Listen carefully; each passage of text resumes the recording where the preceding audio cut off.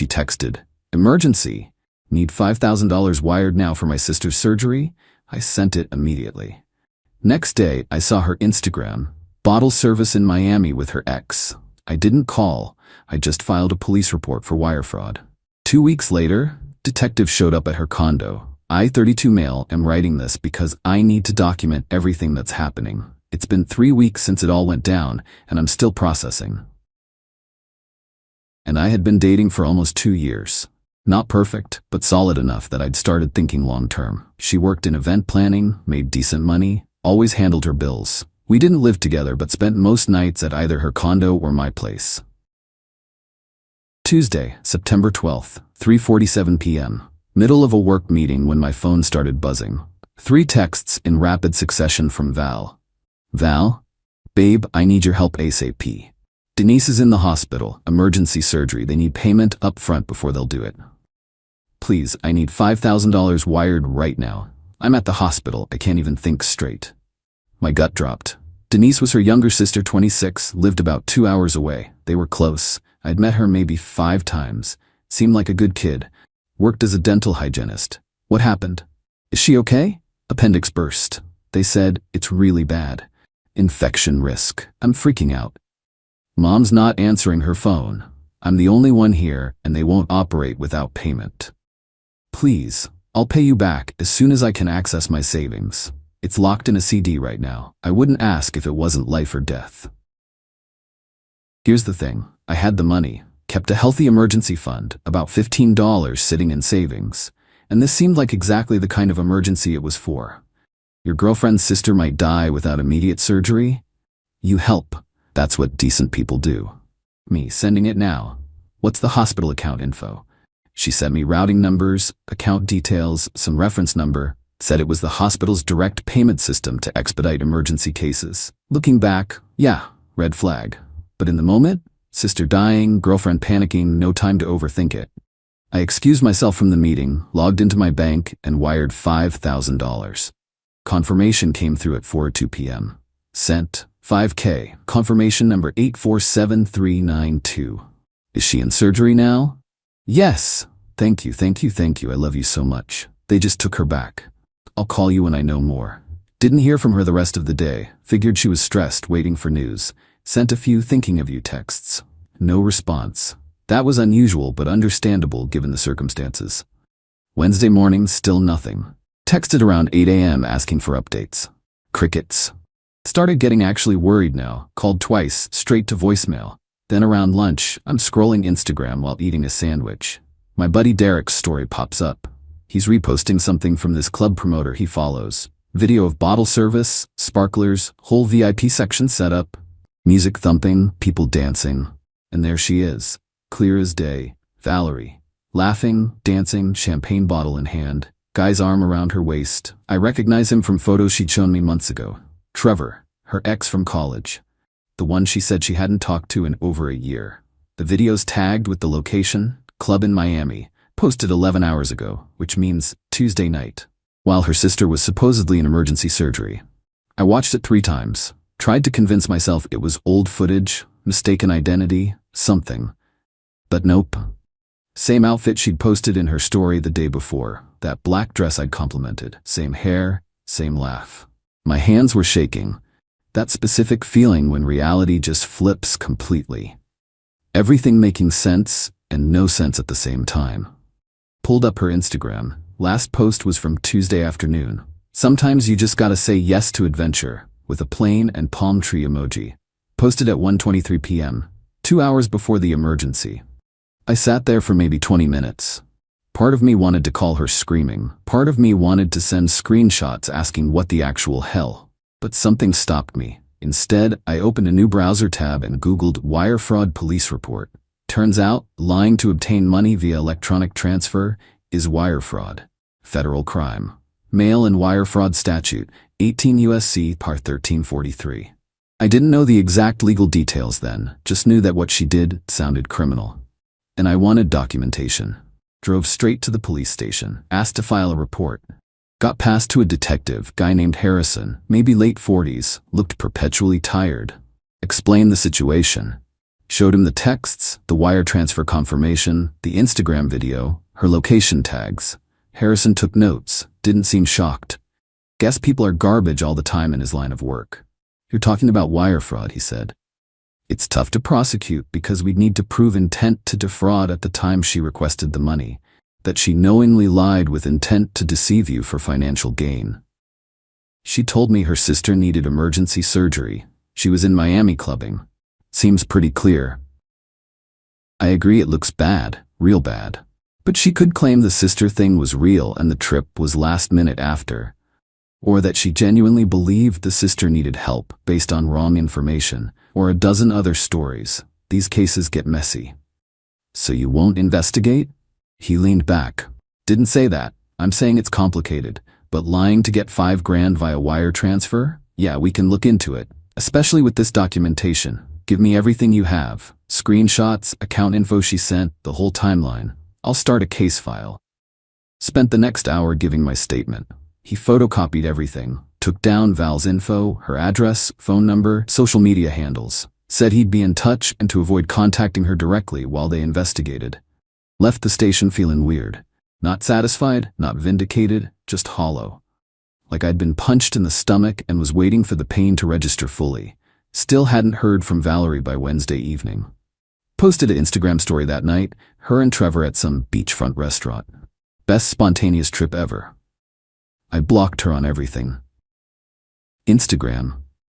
Facebook, texts went straight to a filter folder I wouldn't check. If she wanted to reach me, she'd have to work for it. Thursday, my phone rang from an unknown number. Didn't answer. Voicemail notification. Listened to it. Hey babe, it's me. I lost my phone at the club Tuesday night. Just got a new one. Denise is doing so much better. The surgery went great. I've been so exhausted dealing with everything. Call me back when you can. Love you. The audacity. The absolute audacity of this woman. I saved that voicemail, emailed it to myself and to Detective Harrison. Additional evidence of her maintaining the lie. Didn't respond. 2 days later, Saturday, got a text from an unknown number. Unknown, it's Val. Why are you ignoring me? What's going on? This is really immature. I just went through a family emergency and you're playing games? You know what, screw this. If you want to be a jerk, fine. But you could at least ask how my sister is doing. I screenshot everything, sent it to Harrison, didn't reply to her. Update 1. It's been 2 weeks since I filed the report. Things have progressed in ways I didn't expect. Last Monday, Detective Harrison called, said they'd made contact with Valerie, brought her in for questioning. She initially stuck to the sister emergency story. They asked for hospital records, Denise's contact info, any documentation of the surgery. According to Harrison, she became evasive and requested a lawyer. That's usually when people realize they're in actual trouble. He said, we're pursuing this. Wire fraud investigations take time, but you've got solid documentation. Her changing story doesn't help her case. What happens next? We build the case. Interview her sister if she's willing to talk, pull phone records if we can establish probable cause, document her Miami trip, verify she received and spent your money. It's a process. Meanwhile, Valerie's attempts to reach me escalated. My buddy Eric got a message from her on Facebook. Can you tell your friend to stop being a child and talk to me? I don't understand what I did wrong. Eric, bless him, screenshot it and sent, dude, what do I say? Nothing, block her. Then her best friend Brittany called me. I almost didn't answer, but curiosity won. What is your problem? Brittany launched in immediately. Val is crying every day about you ghosting her. Do you know what she's been through? Her sister almost died. Interesting, I said calmly. Denise almost died from appendicitis while Val was in Miami posting bottle service videos? Silence. Yeah, I continued. The emergency surgery that required immediate payment was fake. She scammed me out of $5,000 to fund a trip with her ex, so you can tell Val I'm done and she can stop playing victim. That can't be true, she said. I've got the Instagram evidence. Her flight records show she left Tuesday afternoon before texting me, and the police are investigating wire fraud. Tell her to get a good lawyer. Hung up. Probably shouldn't have said that much, but the entitlement was too much. Her friend calling me the bad guy when Val literally stole from me. Brittany must have told her about the police part because that night I got 7 texts from a new number. Unknown. You called the police on me? Unknown. Over a misunderstanding? Unknown. Are you insane? Do you know what this could do to my career? Unknown. Event planning is all about reputation and trust. You're trying to ruin my life over $5,000? I was going to pay you back. Unknown. This is harassment. My lawyer said I can sue you for defamation. Hope you're happy. You've destroyed everything. I forwarded them all to Harrison. Didn't respond. But that I was going to pay you back line? That's admission she took the money under false pretenses. She just couldn't help herself. Wednesday, I got served. Not criminally. That's all on the police side. But Val filed a civil suit against me for defamation and harassment. According to the papers, I'd maliciously spread false claims about her to mutual friends and authorities, causing severe emotional distress and reputational damage. The specific damages she claimed, $25,000. I laughed. Actually laughed out loud reading it. She stole $5,000 and is now suing ME for $25,000. The entitlement was genuinely impressive. Called a lawyer that afternoon. Guy named Patterson came recommended. Explained everything, showed him the documentation, the police report, Val's lawsuit. This is frivolous, Patterson said immediately. Truth is an absolute defense to defamation. You reported a suspected crime to authorities with evidence. That's not harassment. It's your legal right. She's trying to intimidate you into dropping the police complaint. Can she do that? She can file whatever she wants. Doesn't mean she'll win. In fact, this probably helps the criminal case. Shows a pattern of manipulation and attempting to cover up fraud. I'll file a response. We'll get this dismissed and likely get her to pay your legal fees for wasting the court's time. Felt good hearing that. Patterson said to document every contact attempt from Val or her people. Don't engage and let him handle the civil case while police handled the criminal investigation. Thursday night, my doorbell rang. My apartment building has a camera system, so I checked the app before answering. Valerie's mom, Claire, standing there looking furious. Didn't open the door. Hit the intercom button. Can I help you, Claire? You need to come down here and talk to me like a man.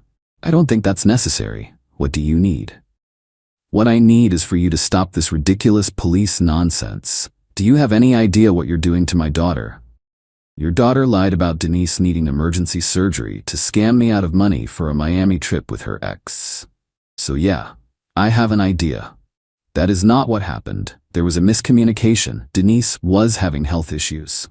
Claire, the police have evidence she was already in Miami when she texted me. Her flight records, hotel reservation, everything. There was no emergency.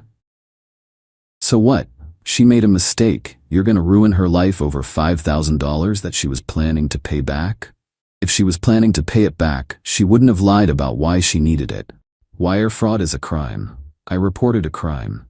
The rest is up to the police and prosecutors. We can pay you back right now. I'll write you a check. Just drop the charges. That's not how it works. You can't buy your way out of criminal investigations by reimbursing the victim after you get caught. And I didn't press charges. I filed a report. The state decides if charges get filed. She started crying. Please, she's my baby.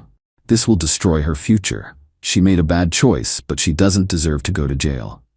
She's 29, Claire. Old enough to know that lying to steal money has consequences. I'm sorry you're dealing with this, but I didn't create this situation. Val did. I ended the intercom. She stayed outside for another 10 minutes, eventually left. Felt bad for her, honestly. But not bad enough to let her daughter get away with fraud. Update 2. 3 weeks since the police report. Last week things got intense. Detective Harrison called Tuesday morning. We've built a strong case, pulled her phone records with a warrant. She called Trevor from the airport Tuesday afternoon before texting you about the emergency. Her bank records show she deposited your wire transfer and immediately paid for her hotel upgrade and club reservations. Her sister confirmed she had no medical emergency and had no idea Val was using her name. So what happens now? The DA's reviewing it for prosecution. Wire fraud is federal, so this could go to the U.S. Attorney's Office. That said, for $5,000, they might not take it. Could end up as state charges, obtaining money under false pretenses, theft by deception, Either way, she's looking at charges within the next few weeks. My stomach did a weird flip. This was real. Like, actually happening. Part of me expected it to just fade away, dismissed as a civil matter between exes. But no. They were actually pursuing criminal charges. Thursday, my work phone rang. HR. Never good. Hey, we received an interesting email this morning, my manager Dana said, from a Valerie, last name. Claims you've been harassing her, stalking her online, and making false reports to police to retaliate against her for ending your relationship. My blood went cold. That's completely false. I figured. But protocol says I have to ask. What's the real story? Explained everything. The wire fraud, the police report, her lawsuit, the evidence. Dana listened. Took notes. Okay, so she's trying to get you fired as retaliation for reporting her crime. That's what I thought. Thanks for being straight with me. Document this call, keep copies of everything, and let me know if she contacts the company again. We're not entertaining frivolous complaints from criminals. Hung up feeling shaky. Val was trying to destroy my job now. The entitlement kept finding new levels. Friday, got a text from Denise. Val's actual sister.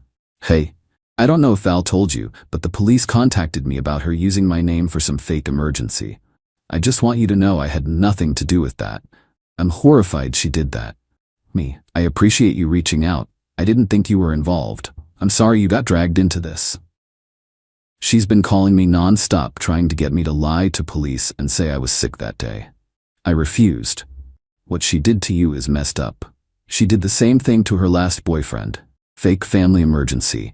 Took money for bail for our cousin. Our cousin was never arrested. It's a pattern. That was new information. Me, did you tell the police about the pattern? Yes. They asked if she'd done anything similar before. I told them about the ex, gave them his name. They're going to contact him. Thank you for being honest. I love my sister, but she needs to face consequences. She's never had to. Mom always bails her out, literally and figuratively. Maybe this time she'll learn. Sent that conversation to Detective Harrison immediately. Established pattern of fraud strengthened the case significantly. Saturday night, things got weird. My building's front desk called up. Sir, there's a Trevor last name here asking to see you. Says it's urgent. Trevor, Val's ex. The Miami trip companion. Why the hell was he here? Tell him I'm not available. Watched on the camera app as the desk person relayed the message. Trevor got agitated, argued with them, eventually left. 20 minutes later, my phone buzzed with a message from yet another unknown number. Unknown. This is Trevor. We need to talk about Val.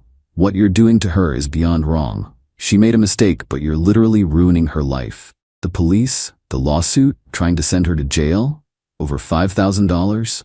Be a man and handle this privately. The audacity of this dude. The guy she cheated with, telling me to be a man. Me, Val committed wire fraud. That's not a mistake, it's a crime. She chose to involve police when she chose to lie and steal. She chose to file a frivolous lawsuit against me. The consequences are hers. Don't contact me again. Unknown, you're a vindictive piece of garbage. She told me what a controlling, abusive boyfriend you were. This proves it, and there it was, the abuse allegations. Saw that coming, eventually. Screenshot sent to Patterson and Harrison. Didn't respond to Trevor. Any response would just feed into whatever narrative they were building. Sunday morning, Brittany posted on her Instagram story, reminder that some people will ruin your life for their ego. Protect your peace from toxic men who can't handle rejection. Clearly about me. Comments were full of people asking what happened, her vague posting about someone she knows going through hell because her ex is vindictive. My friend Eric commented, "Wild how lying to steal $5 makes you the victim, huh?" She deleted the story an hour later, but the damage to Val's narrative was done. People started asking questions. Monday got a call from an unknown number. Against my better judgment, answered, "Is this my name?" Man's voice, professional, who's asking? This is Assistant U.S. Attorney Rodriguez. I'm calling about a wire fraud case involving Valerie, last name. Detective Harrison forwarded your case to our office. We'd like you to come in and provide a formal statement. My heart started hammering. The federal government is prosecuting this? We're reviewing it. Wire fraud is federal jurisdiction. The amount is lower than we typically pursue, but the deliberate nature of the fraud, the sister's testimony about a pattern, and the defendant's attempts to intimidate you through frivolous lawsuits and workplace harassment make this compelling. We want to send a message about wire fraud. Set up a meeting for Wednesday. When I got off the phone, I just sat there. This escalated beyond anything I imagined when I filed that first report. Final update: it's been 2 months. Time to close this chapter. Valerie was formally charged with wire fraud, federal, and theft by deception, state backup charge. Her arraignment was 6 weeks ago. She pled not guilty, got released on bail that her mom paid. Preliminary hearing is scheduled for next month. Her civil lawsuit against me, Patterson filed a motion to dismiss. Hearing was 3 weeks ago. Judge took about 15 minutes to review the facts. My police report with evidence, Val's admission via text that she took the money, her pattern of fraud Denise testified to, and dismissed with prejudice, meaning she can't refile it. Better? Judge ordered her to pay $8,400 for my legal fees. Patterson submitted our bill. Court agreed it was reasonable given the frivolous nature of her suit. Val's mom tried to appeal to me one last time. Showed up at my apartment again, this time with Brittany. I didn't answer the intercom, but I heard them through the door. "He's not even home," Brittany said. "He's home. He's just a coward who can't face what he's doing to her," Claire responded. Left a note under my door. Long handwritten thing about how Val's lawyer fees are drowning them, how she might go to prison, how I'm choosing vengeance over compassion, how Val is genuinely sorry and made a mistake in a moment of weakness. The note ended. "When you're old and alone because of your unforgiving nature, remember you had a chance to show mercy." I took a photo of it, sent it to Patterson, then threw it away. The entitlement never quits. Sorry, I won't show mercy to someone who deliberately defrauded me, lied about it, tried to gaslight me, attempted to get me fired, and sued me for reporting her crime. Her lawyer apparently approached the U.S. attorney about a plea deal, offered to plead guilty to a lesser charge in exchange for probation and restitution. AUSA Rodriguez rejected it. They want this prosecution as deterrent for wire fraud schemes, even small-scale ones. Trevor, meanwhile, disappeared from Val's social media entirely. Guess he wasn't interested in sticking around once federal charges hit. Denise told me he actually reached out to her apologizing for getting involved in family drama. Real stand-up guy. Val's event planning career is essentially over. Her company found out about the charges through a local news brief. Wire fraud made a short article in the crime section, and she's been quietly let go. Turns out, fraud charges don't look great when your job is managing other people's money for events. I haven't tried to find out more about her situation. Don't care to. Blocked her on everything, blocked her family and friends, moved on. The $5,000? Patterson's working on getting it back through restitution when she's sentenced. But honestly, even if I never see that money again, this outcome is worth it. She didn't just face a slap on the wrist or a learn your lesson speech. She's facing actual federal consequences. Her record will show this. Her career took the hit it deserved, and everyone in her life now knows exactly who she is. As for me, I'm doing okay. Weird mix of validated and exhausted. The process was draining. All the statements, court appearances, documentation. But I'd do it again, because the alternative was letting her get away with it, probably do it to the next guy, and continue believing she's entitled to manipulate people without consequences. Some people told me I went too far, that I should have just demanded the money back and cut her off. But here's the thing. She didn't just take money from me. She weaponized my trust and compassion. She lied about a family medical emergency, the kind of thing that makes you act without thinking, because what kind of monster wouldn't help? Then she gaslighted me, sued me, tried to ruin my job, and painted herself as the victim the entire time. People like that don't learn unless they face real consequences. Not just losing a relationship or having to pay money back. Real, lasting, legal consequences that follow them. Trevor tried to message me last week from a new account. Just said, "You happy now?" I blocked him without responding. But if I had? Yeah, I am happy. Not in a gleeful revenge way. Just satisfied. The system worked, justice happened, and I didn't have to compromise my integrity or let someone walk all over me to keep the peace. The preliminary hearing's next month. I'll update if anything significant happens, but honestly, I'm ready to close this book. Val made her choices, face her consequences, and I get to move forward knowing I did the right thing. For anyone dealing with something similar, trust your gut, document everything, and don't let people manipulate you into thinking consequences for their actions make you the bad guy. Sometimes the most satisfying revenge is just letting the justice system do its job. Final thought. A couple people asked if I ever found out what she actually spent the $5 on beyond Miami.